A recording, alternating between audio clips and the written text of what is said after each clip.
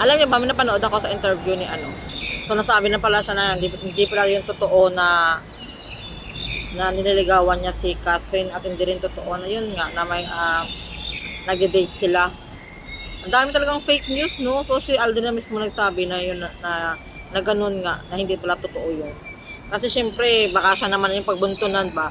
Alam mo kasi si Alden kasi siya yung tipong tao na umiiwas kasi siya sa mga, alam mo yung mga toxic, sa mga gulo, or alam mo yung sumasabi sa ibang bagay na madadamay talaga siya. Yun ang na-notice ko sa kanya, yun talagang iniiwasan niya.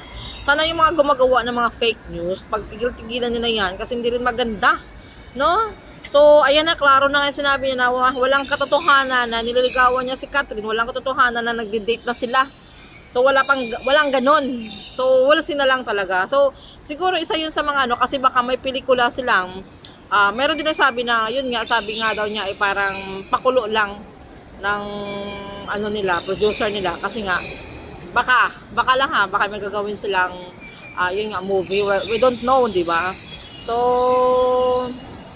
kung ano man yan, syempre natural talaga ipopromote nila yung love team nila. Syempre para mahalin din sila ng mga tao.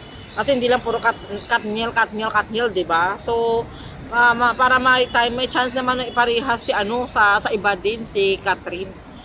So, saludo pa rin ako kay ano talaga, kay Alden Richards. Kaya, diretsahan siya akong sumagot. Yan lang. Sana malinaw sa inyong lahat. Yan po, for today's video.